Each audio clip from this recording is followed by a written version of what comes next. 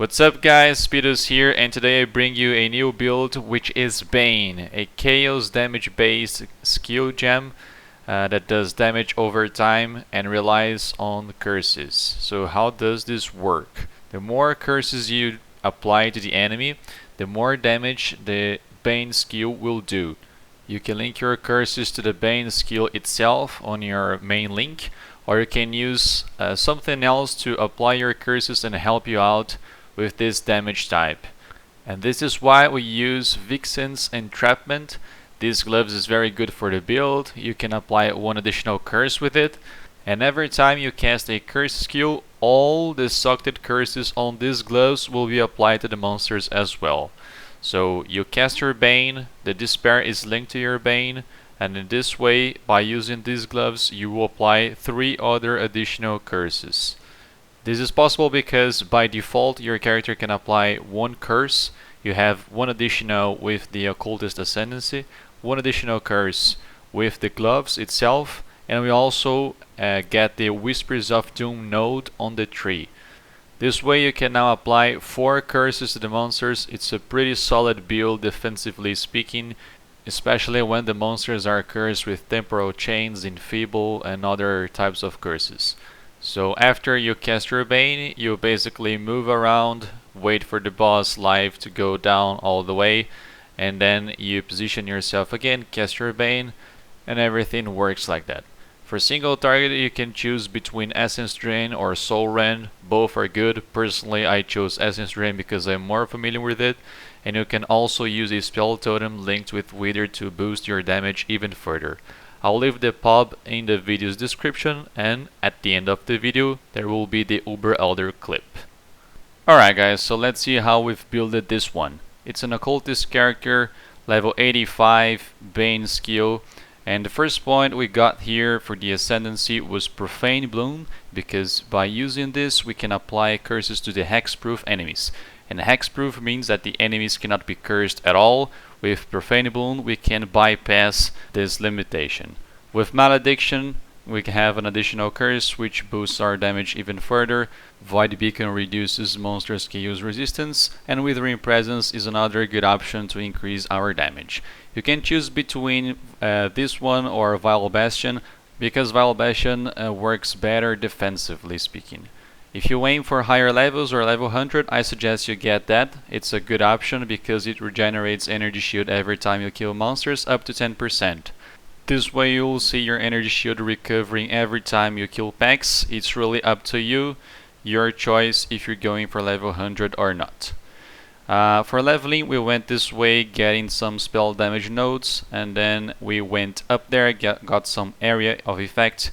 Then we went to the right, got some damage over time here, some chaos damage, another curse skill related nodes. Then we went down there.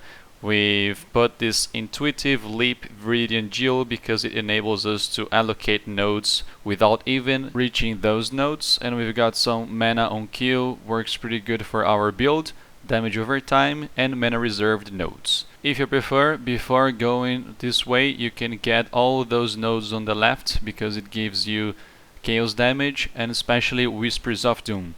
In 3.8 Blight we've allocated Whispers of Doom to our amulet, but if you don't have enough money you can get it on the tree, and it gives us plenty of damage due to the fact it adds an additional curse to our character. Then you get all those energy shield nodes on the tree. Now the skill gems for the build, we've got Bane, Control Destruction, Efficacy, Swift Affliction, Despair, Empower. Mine is level 3, could be level 4 if you have one. Discipline, Clarity, Blood Magic, those we use to reserve our life so you can go low life. Faster Casting, Spell Totem, Multiple Totems, Wither, Zealotry, Malevolence, Flame Dash, Essence Drain, Control Destruction, Efficacy, Swift Affliction for our single target. For the curses we have Temporal Chains, Enfeeble, Poacher's Mark, and you can have a portal if you want. Now let's talk about the gear I've used on this build. I chose the Opal one because of the implicit good spell damage, and then we've hit the chaos damage over time multiplier with the Alteration T1, Then we've multi-modded it using all those modifiers that you are seeing on the screen. You can use the cane of the unraveling staff until you have it, but I suggest the wand itself. This way you can use a shield to have even more energy shield, plus you can use all the energy shield nodes related to shield defenses on the tree. By using those two fossils, aberrant and dense ones, I'd like to point out that we've crafted all of our gear using those two, especially on the helmet where you can get the -9 chaos resistance to the nearby enemies. I couldn't get it, it was becoming too expensive. Fortunately, we've managed to hit some good energy shield nodes on this helmet, and I was happy already with the result. In addition to defenses, talking about the shield itself, we've managed to hit this +1 level all chaos spell skill gems. Works pretty good for your essence drain and your bane skill, due to the fact that increasing a level of a spell skill gem, it means that your damage is going to be boosted by a lot. After that, we've multi-modded this shield with some energy shield, strength, quality, and some resistance because we need it. This amulet was a very nice craft. We've crafted using aberrant fossil, then we have annulled 2 mods. We've multi-modded it after with chaos damage and some energy shield mods. For the boots, it's a pretty regular one that uses energy shield, some resists, and of course some movement speed, because for this kind of build you wanna drop your damage and then move around until the boss dies. If you wanna craft one, you can use dense fossils plus a shuddering one for the movement speed. For the belt, you have a crystal belt, good implicits. You can craft one with aberrant and dense fossils. The increased chaos damage helps a lot, and the increased energy shield from body armor helps us a lot as well, because it boosts our energy shield by a lot. For the rings, pretty regular ones with resists and maximum energy shield. And if you have an open prefix, try to craft this faster start of energy shield recharge. It will help you a lot. When you take some damage, your energy shield stop recharging, and by investing on this kind of defense, it will literally reduce the amount of time that it takes for your energy shield to start recharging all over again. So in any moment, even on mapping or on bossing, this is very useful. Try to get it as many as you can on your gear and on the tree. For the gloves, we have the gloves that I mentioned before, the Victim's Entrapment. You can have one additional curse, but the most important thing you can see here, every time you cast a curse skill, for example the Despair that it's linked to the Bane itself, you cast all the other curse skills that are socked on those gloves. So you can see here the effect happens 2 times. You cast the Bane with the Despair, and all the other curses are casted afterwards. For the leveling, guys, I literally used 2 life sprigs until I had enough level to use my own wand. And like I said before, if you don't have enough currency at the moment to craft one for you, you can use the cane of the unraveling. The only bad thing is that you will lose some energy shield because you won't have a shield. For the flasks, it would be good if we have some energy shield flask ones, but as we don't, we can use all utility. So we have quart flasks. We also use roomies. It's very good for blocking attack and spell damage during flask effect. We have sulfur for some damage, basalt, and quicksilver for the movement speed. Basalt, it works very nice when protecting yourself from the porcupines, those little chickens that gives plenty of physical damage on death because they throw spikes at you. So using a basalt works pretty well for this build. So when talking about some physical damage, I can guarantee you won't have much trouble with it. One last thing before the Uber Elder clip. Let's see if we have something else to talk. Like I told you before, this duo is very nice for the build, Intuitive Leap. With this one you can allocate all the nodes within the area without even reaching them. So beyond that, we have this Energy from Within Cobalt Jewel. It's a very nice build for any energy shield based build, because all the increase and the reductions to life in radius are transformed to energy shield. So as you can see here, we have some 6% increased maximum life. When you sock this jewel into the tree, this is converted to maximum energy shield. So we have 16% instead of 10% increased maximum energy shield.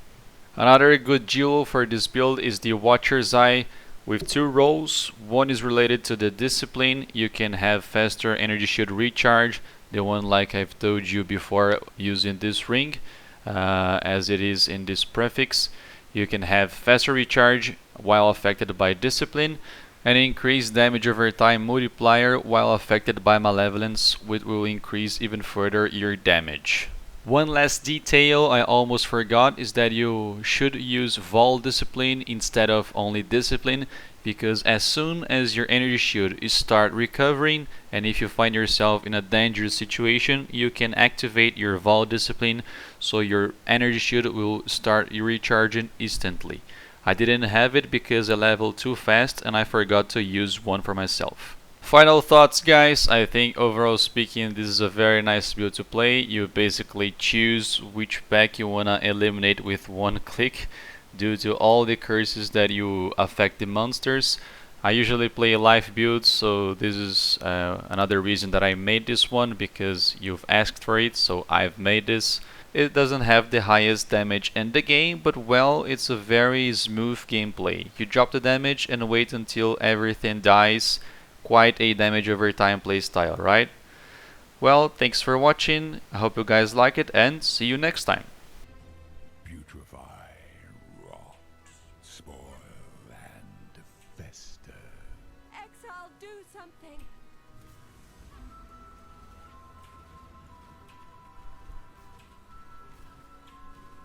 Gaze into the abyss.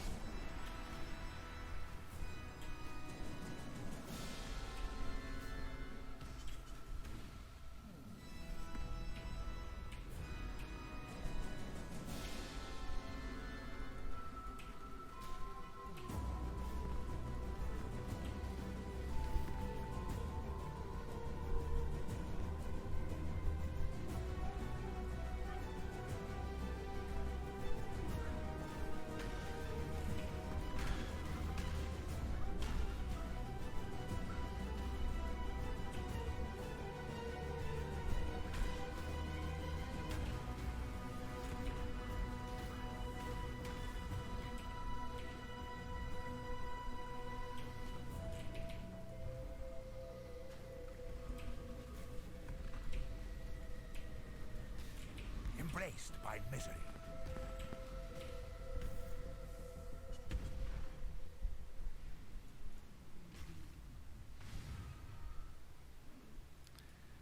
Nice dot damage.